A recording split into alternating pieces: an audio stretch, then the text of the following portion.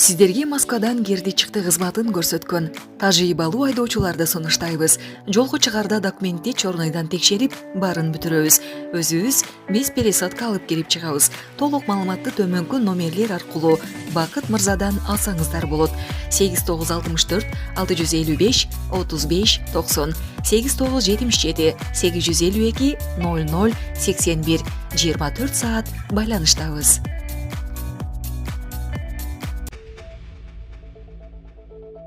Баткенде чегараны коргоо учурунда каза болгон чегарачыны акыркы сапарга узатуу зыйнаты Атабейитте өттү. Кыргыз Республикасынын президенти Садыр Жапаров бүгүн 29 декабрда Баткен облусундагы Кыргыз-Тажик мамлекеттик чегарасындагы окуяда каза болгон Кыргыз Республикасынын Улуттук коопсуздук мамлекеттик комитетинин чегара аскерлигинин лейтенанты Дастан Анарбековду Атабейит мемориалдык комплексинде акыркы сапарга узатуу аземине катышты. Мамлекет башчысы мекен үчүн баатырларча курман болгон Дастан Анарбековдун үй бүлөсүнө, ата-энесине жана жакындарына терең кайгыруу менен көңүл айтты.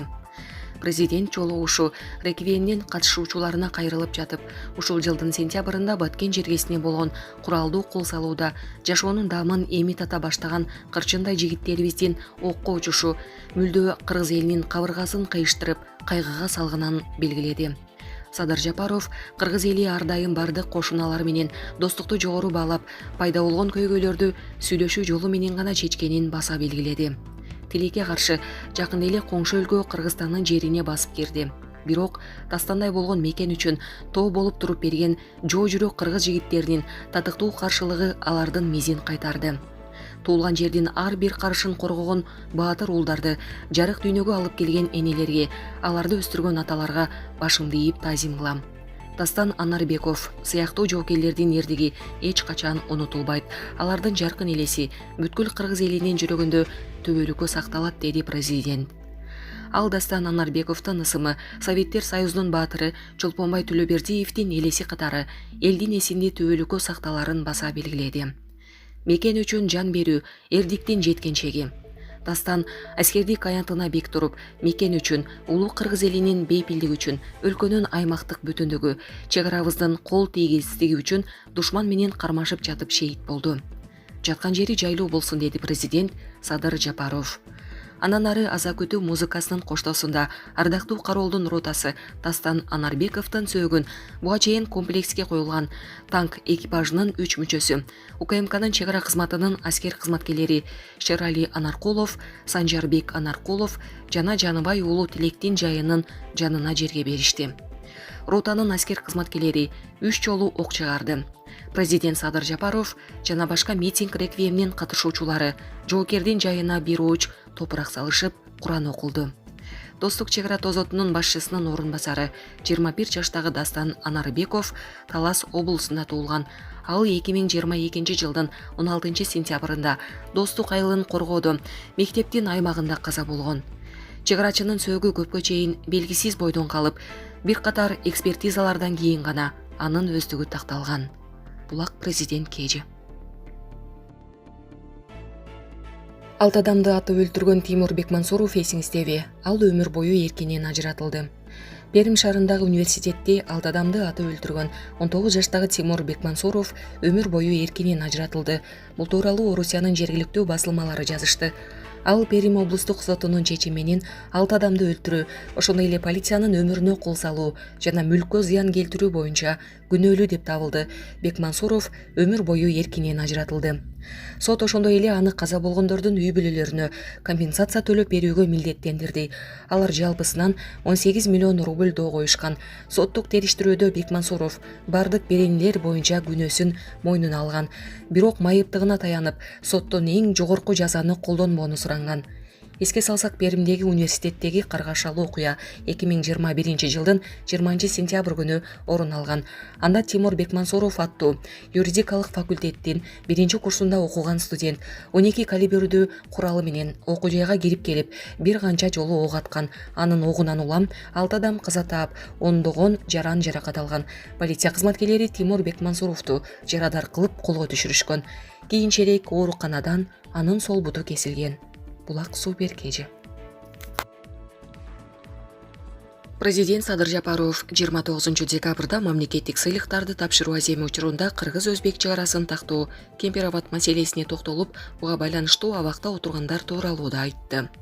Мамлекет башчы Кемпир-Абадты шылтоо кылып, жеке кызыкчылыгын ишке ашырууга аракет кылган топтордун максаты ишке ашпаганын билдирди. Жакында коңшу Өзбекстан менен чек ара маселесине толук чекит койдук. Ушул маселеде Кемпир-Абад тилкесин шылтоо кылып, жеке кызыкчылыктарын ишке ашырууга аракет кылган топтор пайда болду. Бирок алардын түпкү максаты ишке ашкан жок. Себеби эл маселе кандай чечилгенин толук түшүнүп турду. Кемпир-Абадты дээрлик 70 жылдан бери кошуна Өзбекстан башкарып келген. Бул жолу биз дагы чогуу башкарууга кирдик. Азырынча муктаждык жок. Бирок качандыр бир убакта муктаждык жаралып калса, суу сактагычтын айланасындагы айылдарга суу тартууну жаңы келишимге киргиздик. Биз эки тарап муну менен келечекте муктаждык жаралып калса, ушул келишимдин негизинде суу алуу маселесин камсыз кылып койдук. Эгер алдын алып бул норманы киргизип чечип койбосок, эки элдин ортосунда чыр чыгып кетиши мүмкүн, деди Жапаров. Президент буга чейин 17 декабрда да кабар маалымат агенттигине курган маегинде Кемпир-Абад маселеси абакта жаткандар үчүн төңкөрүш кылып бийликти алмаштыруу аракетине тек гана шылтоо болгон деп эсептерин айткан. Бул билдирүүдөн кийин 12 адвокаттан турган топ өлкөнүн конституциясына ылайык президент адамдын жана жарандын укугунун гаранты экенин эске салышкан жана анын айткандарын сынга алышкан. Быйыл 23-24 октябрда Кыргызстанда оппозициялык маанайдагы бир топ саясатчы, укук коргоочу, активист жана блогер жалпысынан 26 адам жапырт кармалган. Алардын 17си нааразычылык иретинде 13 декабрдан бери ачкачылык кармашты. Бүгүнкү күнгө карата 16сы ден соолугуна байланыштуу ачкачылыкты токтоткону маалымдалды. Ички иштер министрлиги камактагы адамдар жазы кодексин жапырт башаламандык уюштурууга даярдык беренесинин негизинде кармалганын билдирген. Кылмыш ишин козгоого алардын Бишкектеги кафелердин биринде Кемпир-Абад суу сактагычы боюнча 22 октябрда өткөргөн жыйыны негиз болгон. Милиция кармалгандар алардын айыбы боюнча далилдер жетиштүү экенин билдирүүдө. Ал эми камалгандар күнөөсү жок экенин айтып, муну саясий куугунтук деп атап жатат. Бир катар адам укугун коргогон эл аралык уюмдар расмий Бишкекти жапырт камалгандардын ишин калыс карап, бошотууга чакырып келет.